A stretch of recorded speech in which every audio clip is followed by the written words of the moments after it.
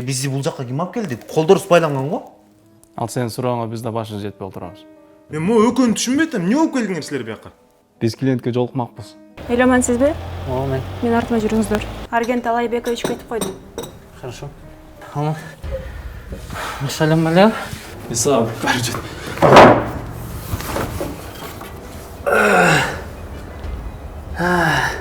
Алло. Шеф, сиз айткандай кылдык.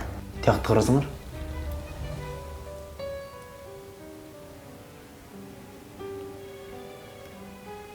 Кайра ушу Шакекпи? Ушул шакектен такыр эле кутулуп алып койдукпуз. Рыскелдиге телефон чалдыңбы? Ага чалсам малда өчүк болот. Билбейм, айлам кеткенде ошонун жанындабы деп ойлоп атам да. Азыр жумушуна барып көрөйүнчү. Баарыбыз ушу Шакек менен байланышыбыз бар экен. Ооба мен шакекти таап алып, бийне калып алып бермекчи болгом. Ошондо сен акчаны угуп алып эле менден качкан экенсиң да? Ошондо мен түшүнгөнүм боюнча силер кабыл алган жоксуңар. Ооба, мен кабыл алган эмесмин. Анын кайра Рыскелдин өзүнө алып келип бергем. Ринанын колун сурайм деген. Үйдөгүлөргө алып барып апама көрсөтсөм, апам такыр каршы болуп туруп алды. Анан кайра Рыскелдиге алып барып бергенге туура келди. Мен паркка кыргызып жибергем аны. Ушулар айткан сөзүнө ишенип атасың. Рыскелди жок экен. Милиция чабыңыз. Адеми мындай ишке барбайт. Тим более Москвада да. А менин оюмча, экөөңсүңөр, алмаз экөөңсүңөр. Шакекти берген да мен, силерди чогулткан да мен. Эми күнөөнү бүт баары менде. А может ушунун баарын сен уюштурган нерсең? Ким, менби? Эмне кылар ишим жокпу? Себеби сен Адемини сүйөсүң. А балким ушунун баарын Рыскелди экөөңөр уруштургансың. Кандай чекөңөр? Сен эч кимиң жок. Тууган эмне экендигин билбейсиң да. Алмаз. Рина да сени таштап кетти. Кече күнү кечинде элге белгилүү болгон журналист кыз Рина Баймуратова дайынсыз жоголгон. А сенин жигитиң жок, сени эч ким карабайт. А Шакек болсо Адемдин тегерегинде эле айланып жүрөт. Сен бул жерде экинчи ролдогу адамсың. Алмаз, сен башың иштейби? Бизде силерди чогултканга эч кандай себеп жок. Биз анда оюндар менен ойнобойбуз. Көрдүңөрбү? Мен девушкамдын күнөөсү жок. Девушкам дебичи. Жан жакшы эле угулуп атпайбы? Менин девушкам. Эмнеси жаман? Орусчада. Шеф, чакырдыңыз беле? Чакыргам. Кезек сенде. Макул.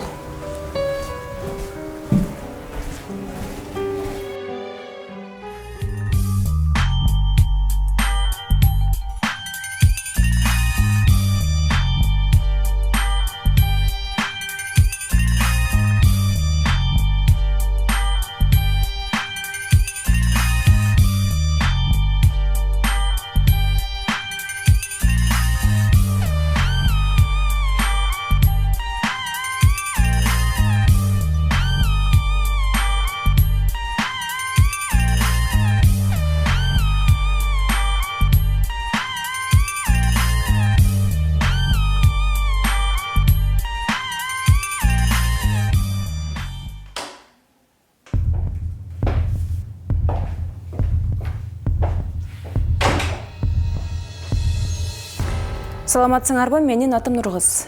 Мен силердин координаторуңар болом. Менин келген себебим силердин муктаждыктарыңарды суроо. Бизди бул жакка ким алып келди? Биздин колдорубузду ким байлаган? Бунун артында ким турат? Сиз туура суроо берип жатасыз. Бирок бул суроонун бардыгына шеф өзү жооп берет. А менин себебим келгени силердин суранышыңарды аткаруу.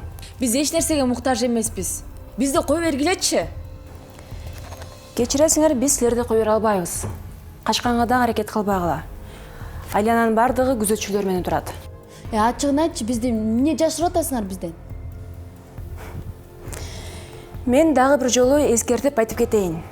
Бул суроонун бардыгына шеф өзү шашпай силерге түшүндүрүп айтып берет. Мен бир гана суроого жооп бере алам. Силердин чогулуп келген себеби бул Шакек себеп болду. Бул жерде силердин күнөөңөр жок. Ким ал шефиңер? Аны азыр өзүңөр көрөсүңөр.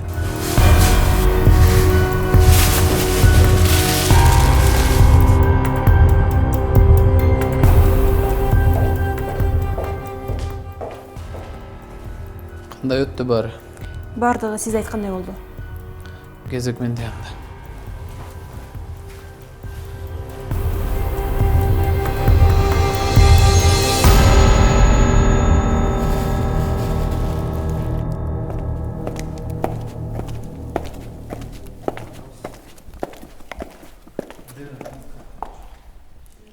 Шеф, бардыгы даяр.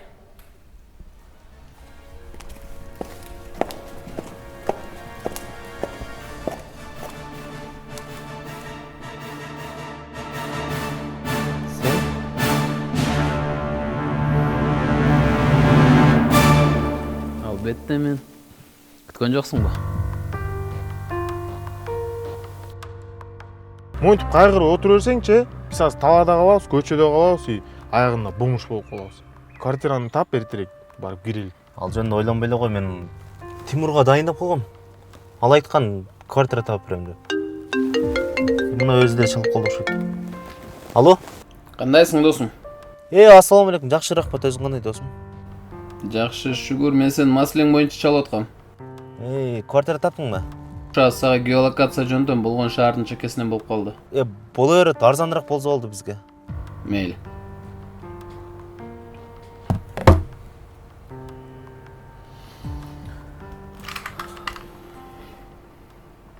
Ушул нерсе канча адамдын жүрөгүн түшүрөт? Канча адамды коркутат?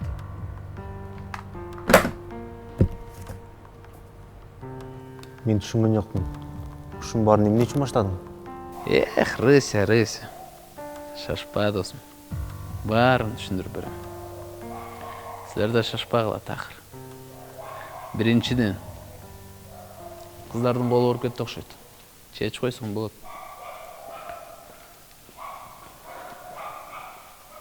Биринчи күлгөн акыркы ыйлайт.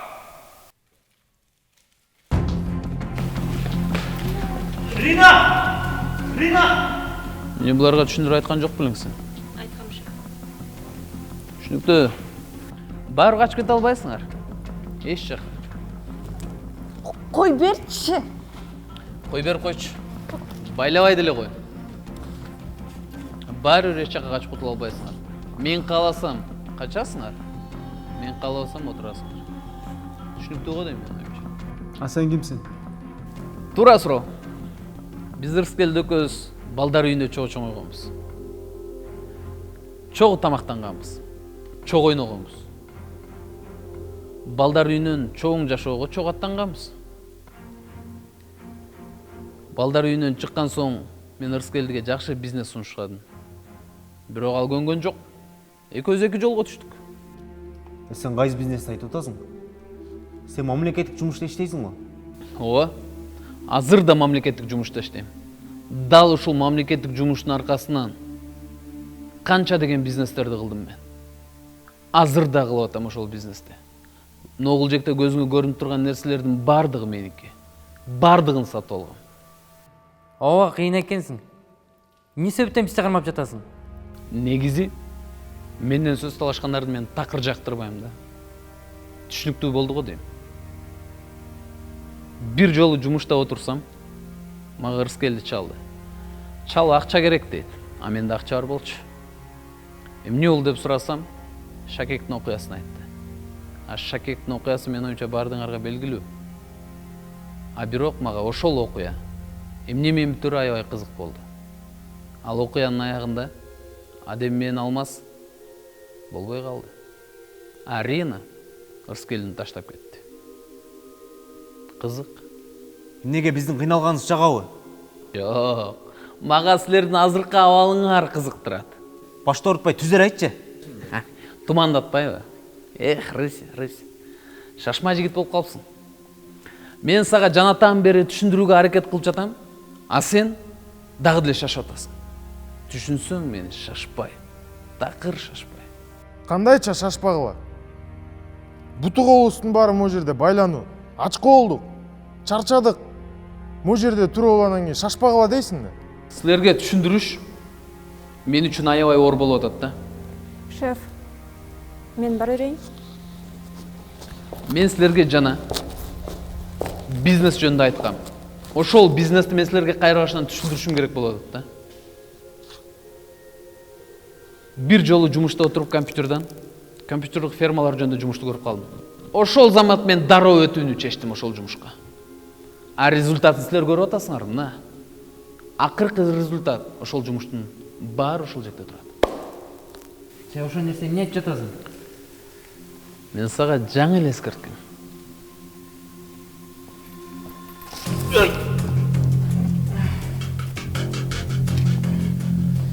Бул жердин кожоюнда эзинен чыгып калды окшойт. Алып кет.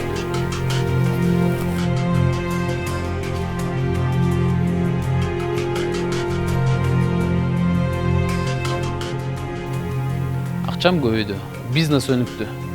Ар тармактан акча түшө баштады мага.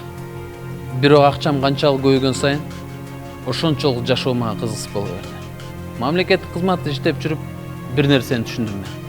Көп жүздүүлүк. Бир адам экинчисинин бетине карап эч качан ачык сөз айта албайт. Ал адам ары караган соң аркасынан 99 адам сүйлөйт. А бир адам сүйлөгөн сөзү башка, кылган иши такыр башка. Неге мындай? Ачуу чындыкты эч ким ортого коюп, ачык бири-биринин бетине айта алышпайт. Ушул учурдан мен пайдалангым келди. Эмне себептен биз бардыгын бетме-бет отургузуп туруп, бири-биринин бетине айттырсам болбойт? Жөн гана, оңой жол менен бардыгын отургузуп, баары бири-биринин бетине айтышат. Бардык аягында мага ыраазы. Кыскасы, мен адамдардын психологиялык жагдайын түшүнгүм келди. Мени жөн гана психолог деп койсоңор да болот. Психолог? Бизди эмне кем акыл деп ойлоп атасыңарбы? Мен силерди эч качан кем акыл деп айтпайт элем. Мен жөн гана жүрөгүңдө кандай сөз сүйлөсө, өзүң ошону кайталашын каалайт элем. Бири-бириңерге бетме-бет отуруп, жан дүйнөң менен айткан сөзүң дал келүүсүн каалайт элем. Бетме-бет отуруп жөн гана сүйлөшүү.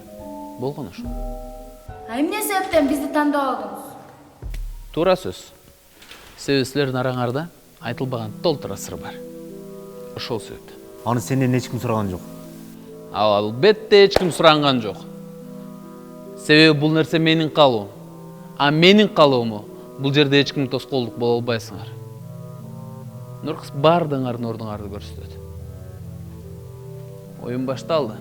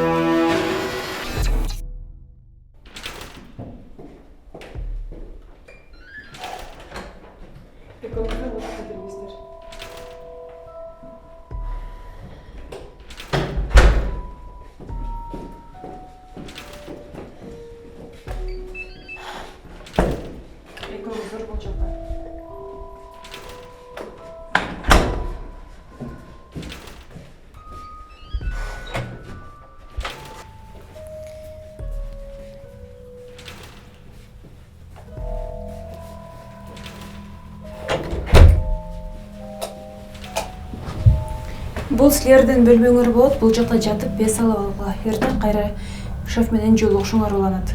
А биз бул жакта да канча күнгө чейин болобуз? Мен аны билбейм, эртең шеф менен сүйлөшкөн өзү баарын айтып берет. Жакшы эсалгыла.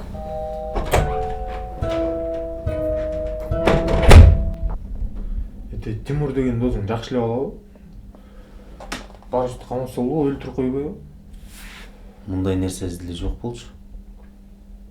Мен деле түшүнбөй атам, эмне болуп атат өзү? Ошо досуңа айтпайсың, биз але экөөбүздү кой беребизин по-свойски. Түнчү шер досум. Кактан кой берет? Чогуу эле отурабыз го. Ки андан көрүп жатып эс алабыз, эртең эмне болот? Жумушка баш керек эле. Көрөбүз да. Баш болот.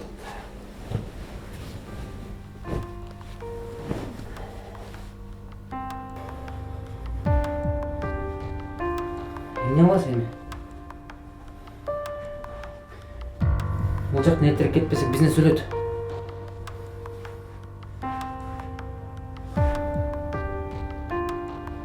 Бизнес только. Мен издеген кишилер бүт барды ушул жакта. Эмне, өч алайын деп жатасыңбы? Байпин. Менин күнөөм деле жок. Ушу шерге жолукканда дайыма бир нерсе болот да. Жада калса мен адамени тааныбайм дагы. Эмне деле күнөө жок бул жерде. Кыздар. 2-3 күндүн ичинде жашообуз жаман кино болуп кетти го, Ошону айтсаң. Байлап, колубузду кармап. Качан кутулат болуп экенбиз сен бияктан?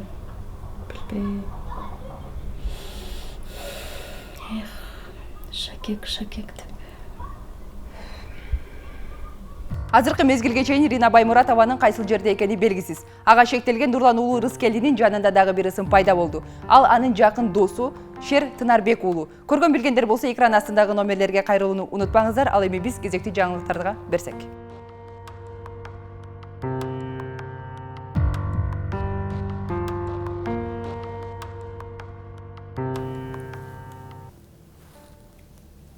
Бүгүн биз ачык айтып сүйлөйбүз. Андыктан ичиңерде болгон нерсени бири-бириңерге ачык айтканыңар оң. Кезеге көңөрдүкпү, баштагыла. Нени баштайлы? Ичиңерде болгон нерсени ачык айтканды үйрөнөбүз. Биздин мамилебиз жакшы эле. Алия менин девушкам. Да, эмнени айтыш керек? Бул сенин оюң. Мен сага канча жолу айтам менин девушкам дебе деп. Эмнеге антип айтпашым керек? Мен сени тааныткан жокмун, экөөбүз жакшы эле жүрбөйбүзбү? Стоп. Алия, сага суроо. Сен эмне себептен Шердин девушкасы болгоң келбейт? Анткени мен анын девушкасы эмесмин. Неге мен девушкам эмессиң? Экөөбүз дайыма кафеден жолугабыз. Гулять этип айланабыз парктарда. Киного барабыз, анын үстүнө колуңду да сурап койдум го. 3 ай күт дедиң. 3 айдан өттү. Ошонун баары жетиштүүсү болуп атабы сага? Ооба, аның чын. Мен сени билем. Сен таза адамсың. Жан дүйнөң таза. Бирок эмне бирок? Бирок сен мени такыр түшүнбөйсүң. Эмнеге түшүнбөйм? Анда түшүндүрбөйсүңбү? Мен сага жаман баламынбы? Же келе сого аламынбы? Шер, мен сени сүйбөйм. Сүйбөйм? Ооба, сен дайыма шашып жүрөсүң. Жаш баладайсың. Бул жерден болбогонду башка жерден деле айтмакмын. Бирок мен башка менен жүрөм. Башка менен? Ооба, башка менен. Ал жок дегенде мени укканга аракет кылат. Кечирип койчу мени.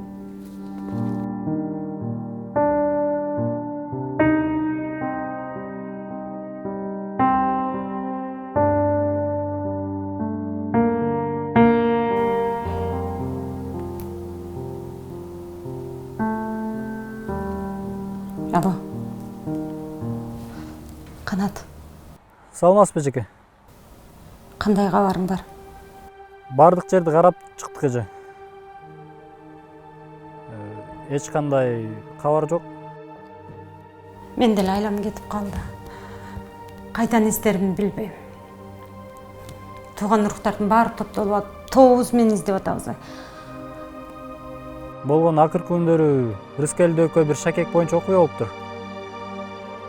Азыр ошол вариантты караштырып атабыз. Ооба. Каалайм сени издечи, сен жакшы издесең сага эле ишенип турам. Макул эжеке.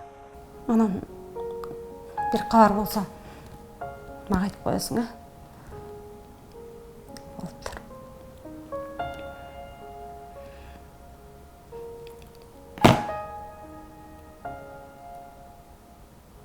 Силер эмнеден баштайм? Айка, башта окуянын баарын сен билесиң. Албетте шакекмин. Шакек боюнча болгон окуяны могул жердеги бардыгы билет. Бир гана алмаз түшүнгүсү келбей жатат. Менин башка сөзүм жок. Ооба, бул жерде отургандардын бардыгы билет ал окуяны. Бирок сен айтсаң чындыгын. Эмне себептен Адем Москвага учуп кеткен? Адемин Москвага чыны кетип калган себеби Алмаз себепкер ага. Мага калп айтуунун кажети жок. Ошол себептен чынын айтышың керек. Мен калп айткан жокмун. Чындыгында Алмаздан тажап кетип калган ал Москвага. Айка, мен сага ишенбейлим. Эмне эле мага жабыштыңар да калдыңар? Мен чындыгын айтып жатам. Чындыгын сен дагы, мен дагы билем. Билсең айтпайсыңбы анда? Мен айтам. Бирок менин айтканым кызыксыз болуп калат. Сенин өзүң айтканың оң да. Алмаздын тиешеси бар да кеткенин себеби. Айка, Адем эмне себептен кетти Москвага? Мен сага чынын эле айтып жатам. Ал сени сүйбөйт. Всё, точка. Аны мен да билем. Силер жашырган нерсеңер бар. Эч нерсе жок, сен билбейсиң. Айка, мен сага канча жолу айтам. Адем эмне себептен кетти Москвага? Ал деген Эмне ал деген? Ал деген Рыскелдини сүйүп калыптыр. Эмне? Рыскелдини? Алар болгону бир же эки жолу жолукту. Кандайча жакшы көрүп калат? Мен анысын билбейм, бирок ал чынынан Рыскелдини жактырып калыптыр. Рыскелди дечи. Шашпаган мен сен менен кийин сүйлөшөм.